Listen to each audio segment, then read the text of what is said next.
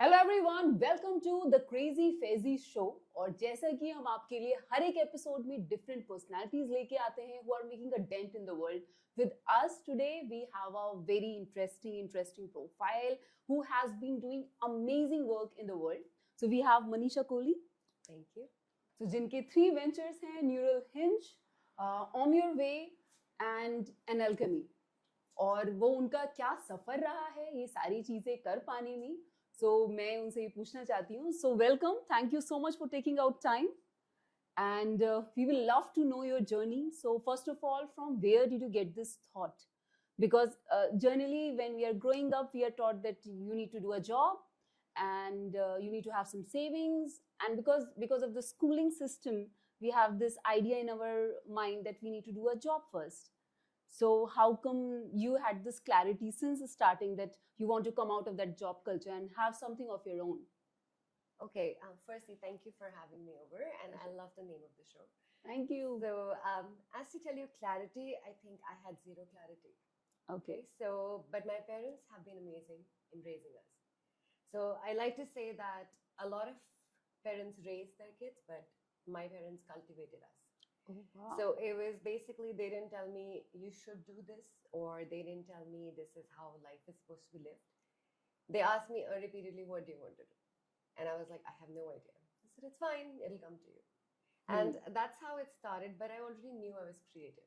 So they actually pushed me to see different ways of doing things, to play around more. And that's when I went into fashion design. Okay. So my journey started from fashion designing, but then it slowly moved into a little bit more technical field of innovation design, which is what Neural Hinge does. And as you start working, also I think I have a varied amount of interest, and that probably comes from how I am as a person. So I also had interest in becoming better in my body, in my mind. And that started a long, long ago, about like 12 years ago. So that's when I started playing around with yoga. And I started playing around with different modalities of fitness. And suddenly I fell in love with yoga. And not in terms of, it started with weight loss, as it always does, right? So everybody wants to lose weight with yoga. But suddenly I saw how beautiful it was when it's not done for weight loss, but it's done just to feel great about yourself. And that wasn't taught here when I was doing this. So it was more about, okay, 50 leg raises and you will lose the belly fat. And I thought there was a missing link over there. And that's when I started with the Om Your Way. Because I wanted yoga to really be present to a lot more people who want to discover how good they can feel in the body and how beautiful they can look, because it's very graceful. And it's meant to make you feel graceful because your body opens up. And that same thing goes with men. A lot of men are so tight because they don't even sit right. That's because they think yoga is too graceful, but I think it just brings grace to everybody's body. It doesn't have to be male or female. And it's like mind, body, and soul. Yes, so Om Your Way, initially I started the yoga studios. It was a different company, and then slowly it became more than that, because as I went into my personal development, I was really committed to becoming the best version of myself, whether it was in the terms I presented myself to people, how I interacted with people, also what kind of thoughts I had.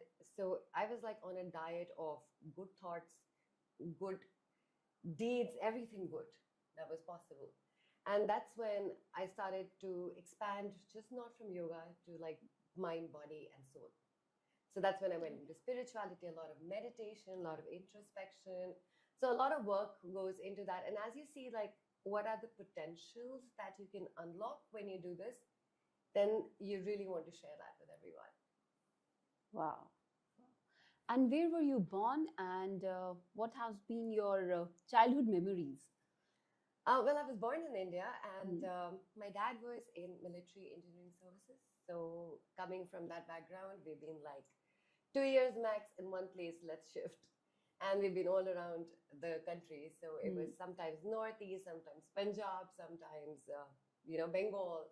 So it's been all over. And as childhood memories, I just remember, as I said, we were so free. I think it also comes from how we were kind of brought up. We were like out in the sun all the time. We were climbing trees all the time. So that's what I really remember, is like goofing around and really just being kids. So being out the whole day, and if it's raining, even then you're just playing, you're not hiding away. And I don't think we had a concept of televisions and everything, because it was only a dedicated time of 30 minutes of TV, and then you were just out. So I love that. And I think that's something which was a privilege to have. True, very true. And like you wear many hats. You are a health coach, you are a nutrition coach as well, you're a life coach as well. And so when we talk about all these qualities, and when you started all these, so when did you get your what do you say, calling? When we talk about the hero's journey, so when was your time you got this call to action that you want to come out of the ordinary world and then like really enter the dense, intense jungle of the world? I think everybody has a lowest point in their life. So my probably was around the COVID time. COVID Okay. was a blessing in disguise, honestly, because it gave us so much time to really look at our lives. And that time my life was amazing. Okay, so there is, I mean, I've been really blessed with a lot of things. So we have amazing friends around me, parents, and I live with my parents, so they really take care of everything. And it was going great. But then I also know that you can be the happiest and the saddest person in the same time. True. And I knew that because I have this energy which is usually so out there. But then I would also attract people who were just, taking the energy away. And I think our lowest points kind of happen in love or finances or some kind of relationship. And that's when I decided that a lot of things were not working in my life. And like it was kind of like looking in the mirror, and I just could not even recognize myself. Like, what was I doing? Life was great. I mean, like there were champagnes, there was like bubble baths and everything, because COVID, nothing else was happening. It was amazing, but suddenly I just could not even remember who this person was. And that's when I decided to go really deep and understand, why do I do certain things? Why do I make certain decisions which don't work for me? And that is where I was kind of lost, very lost. I was so lost, I didn't even know I was lost. So I was asking everybody, okay, do you know what is happening? Do you know what is happening? I think that is like the confusion that you have. And in that confusion, you start looking at different avenues. So I also started looking at different avenues. I was like, okay, maybe this works for me. Maybe a little bit of meditation will work. Maybe a little bit of personal development will work. And I started trying everything out. So I decided to go and do meditation courses. So I did multiple ones, and I was certified in a lot of them. And why certification is, I think it just allows you to go really deep into it. So till I can really practice it for a number of hours, then it makes sense to me, because then I've tried it. Now I know if it works or not.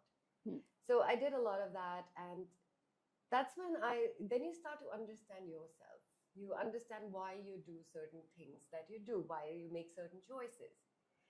And now you can change them, right? So that was very powerful for me, because I was like, okay, so all these things that are happening to you are not happening to you.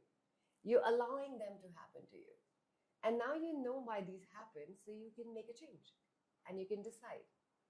And the most powerful thing I realized was the identity shifting, in which you can actually decide who you want to be and you can live that life. So it was amazing from there. Wow. So when we talk about success modeling, so you have these three ventures. So I want to start from there. So which was the first brainchild that you got into the market? The first one was my design. Design is my first love. Okay. So that'll always be there. So innovation and design, very challenging, extremely taxing, but I love it. So that was the first one. I used to work for this company earlier, and then now we own the company. So it's me and my business partners. So there was a transition from being an employee to an owner and a founder. So that was the first one. And I think it was so challenging and everything. So I wanted to do something which relaxes me. Because every day is a new way of really pushing the limits in this kind of field of work. So you kind of get to work, and there are deadlines, there are things that you have to really look outside the box, you have to really think. And that's how the second one was born, which was yoga. And slowly, as I said, it just percolated down to more of wellness. Wow. as you're a life coach as well, so there are times we get very complicated cases. So have it ever happened that you are listening to your coachee and somewhat that case and that experience has affected your life as well? I know after the session you're bound to do some session for yourself to bring it out of your mind, but there might be few cases might be in the starting, the practicing time, that it remained in the system and it affected you. Yes, that is true. I mean, because every interaction will affect you because you're kind of taking somebody else's ideas and, trying to process them. So, firstly, the process of enrolling anybody is very strong for me. I don't want to coach anybody who doesn't want to be coached. So that's why the first questionnaire that goes out is very strong because I know they have a mindset to change. So I'm not pushing somebody to change. So they make the decision to change first. So that makes it easier because then I only get people who are ready to really see a different perspective. So they're living a life a certain way. And now if they want to change something that's not working, they should be willing to change it. So that's the first priority that I have when I take anybody on. Secondly, since again, the interaction can be very, very emotional. And since I am a very emotional person, I'm very sensitive and I know I take a lot of people's emotions.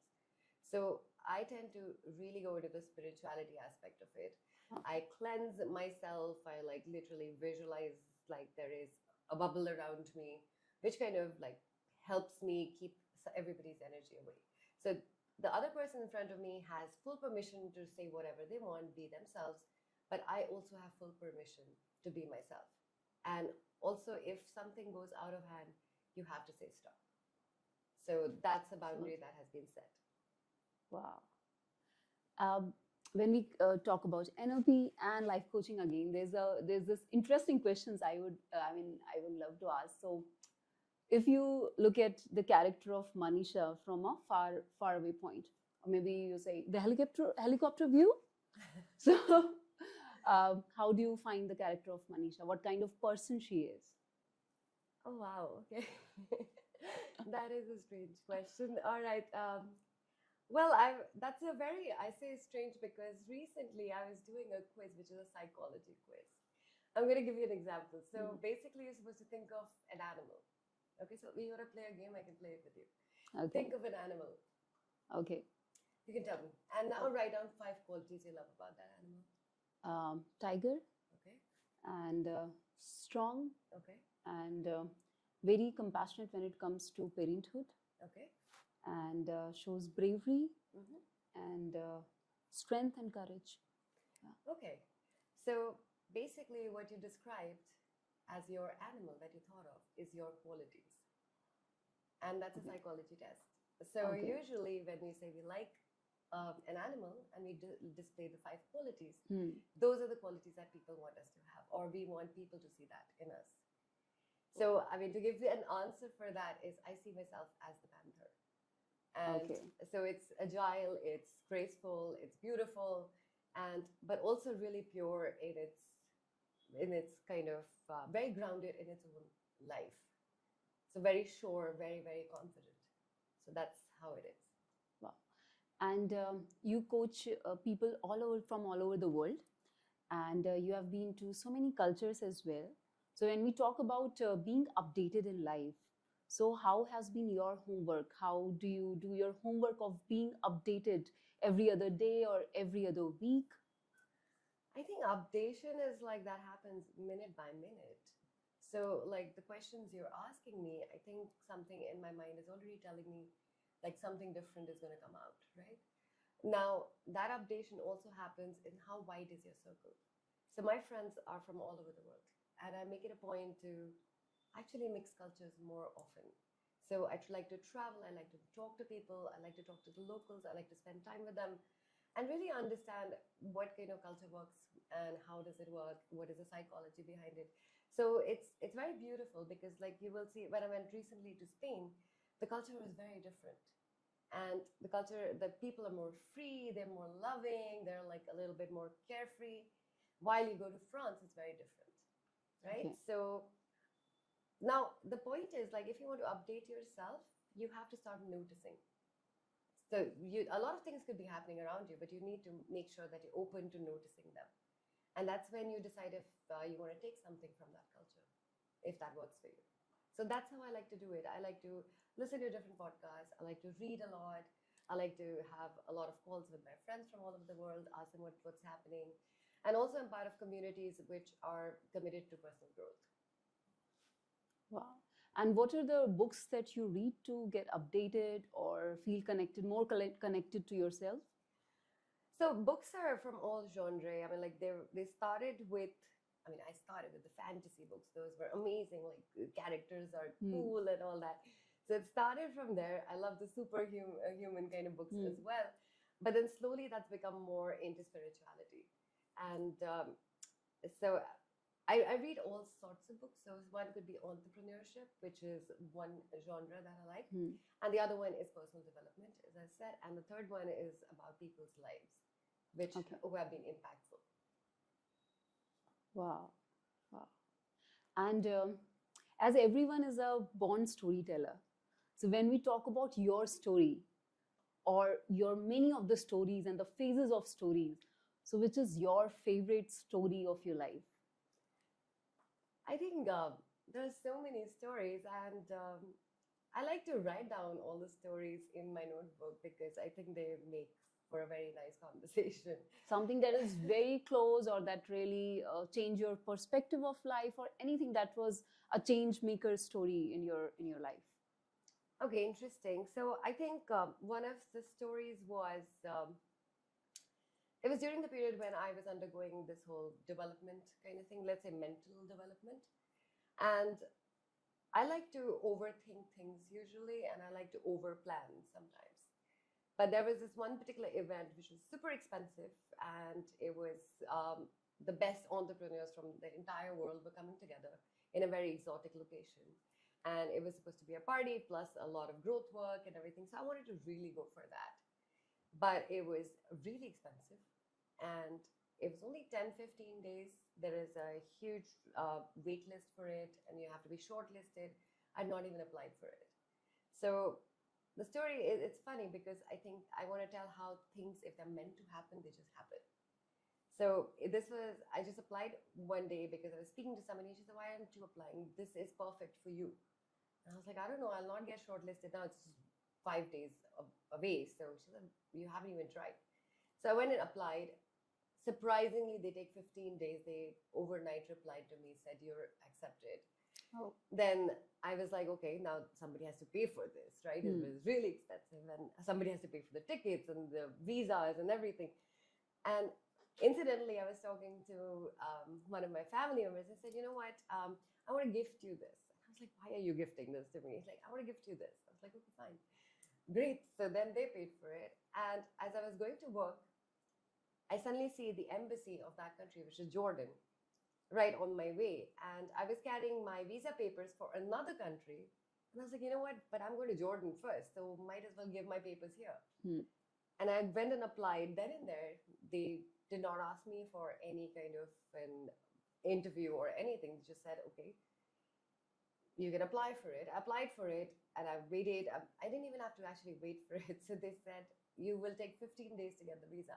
I said, "I have to leave next week." And this guy just looks at me and backdates my application. And he said, "It's fine, just wait for like 3 days." I go back, and it was like, so it's kind of like magic. And that's when I reached there. The whole plane was empty. It was almost like it was made for me, the whole trip. It was beautiful because it was seamless. And I think why that story is important to me is because we're supposed to live like that while we complicate it. True. And for me, I complicate it a lot because I like to really plan. And that's one of the biggest lessons I got, that you don't really have to plan.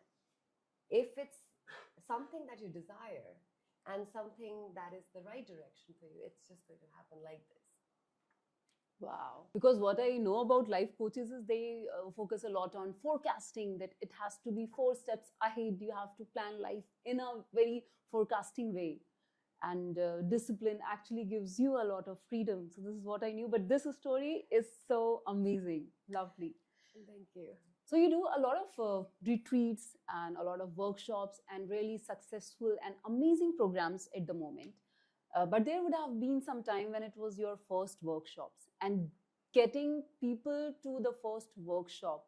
I mean, you have butterfly in your stomach that I have to perform as well. I need to connect to people. And then it's the like pre-event marketing, then it's the post-event marketing, and then people getting the people on board. It's a very big thing. So, how was the experience of your first workshop of life, and when and where was that?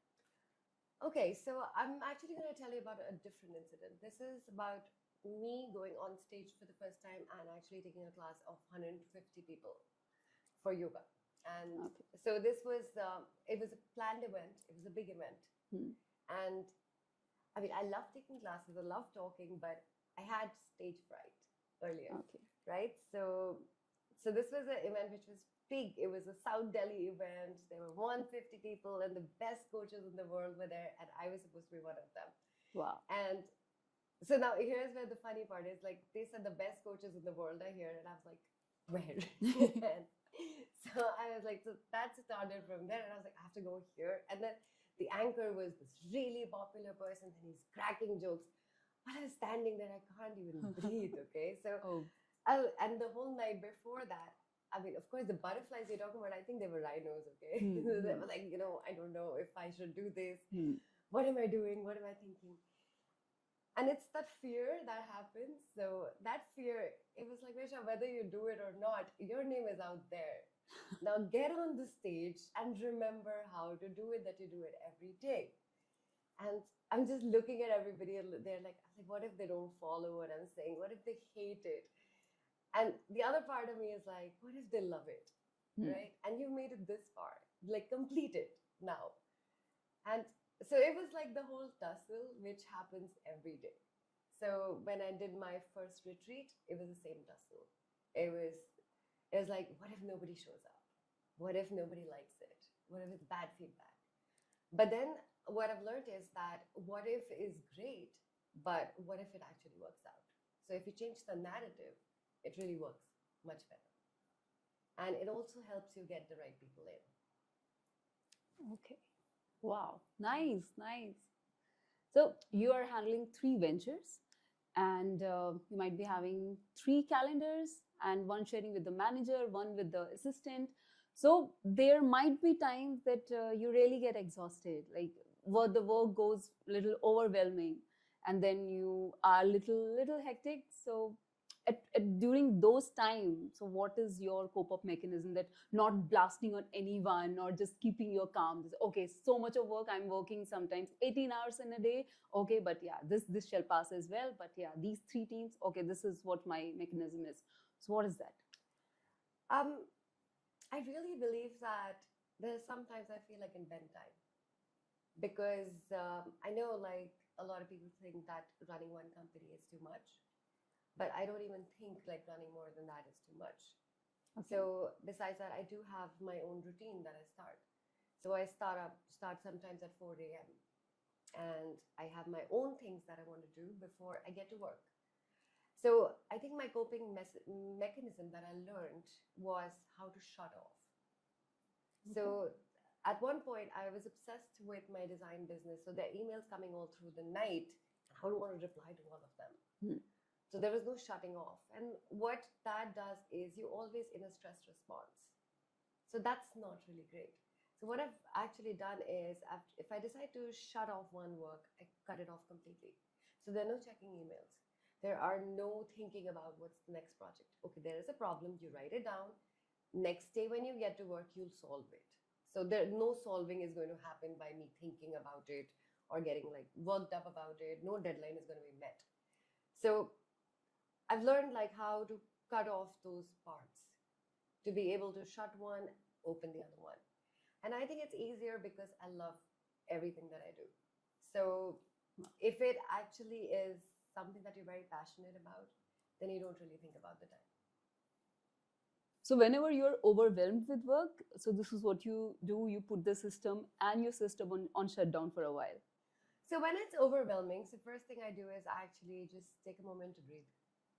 So that's part of the meditation. So micro meditations is what I like to do throughout the day. So it could be just holding the breath, becoming aware. And the second one is go take a shower. And if that doesn't work, go take a walk. So so the mechanism is basically you have to break the chain of, let's say, that fight or flight, which is happening. Okay, my work's not going, this is happening, this needs to happen, etc., etc. So future and past, they are all happening together, but I can decide to be just present. Okay. And that's how I have learned to cope with everything, which is like just concentrate on the breath, take a moment to walk outside, or just go take a shower. And do you follow any mentor when it comes to meditation or psychology? I think I have a lot of mentors. All the world famous coaches are my mentors now because I've learned from them. I've learned from the best. But having said that, I'm a Kriyaban, so I'm part of the Ananda Yoga meditation. Okay. So I've done my course over there. Then I've also done the Shambhavi Mahamudra, which is from Sadhguru.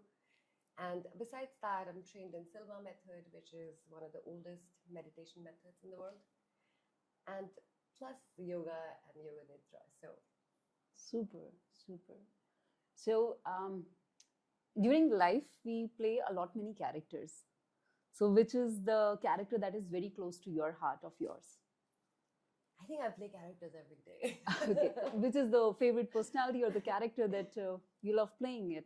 So yeah, I mean, it's a joke that I have. Like I sit down in the morning, sometimes I make a joke to myself, like, who do you want to be today, Manisha? And that's where it starts from. But I think what I love as a character is the Wonder Woman.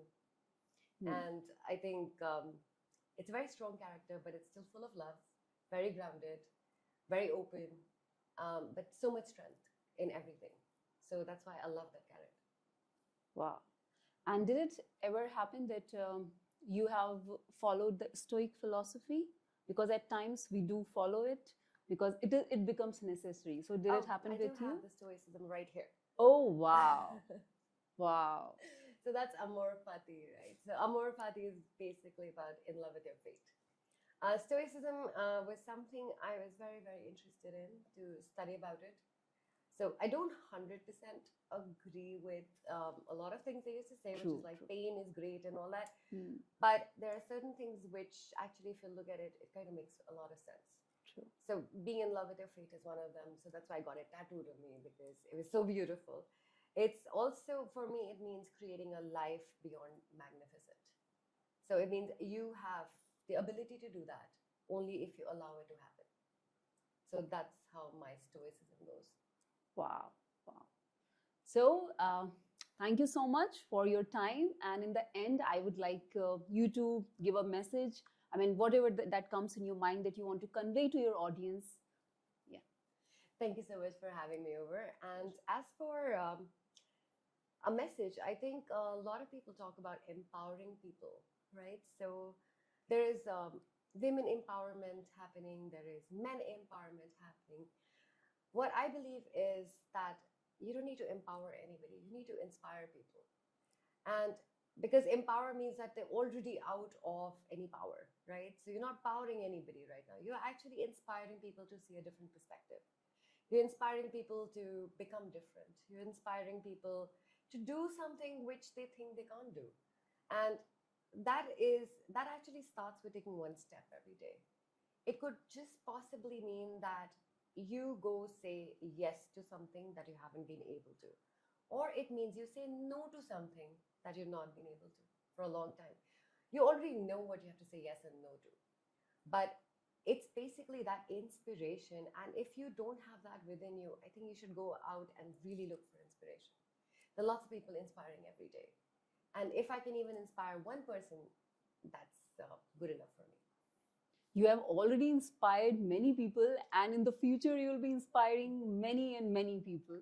So, thank you so much for your time and all the very best for your ventures. And we expect more ventures and more ideas of yours in the world.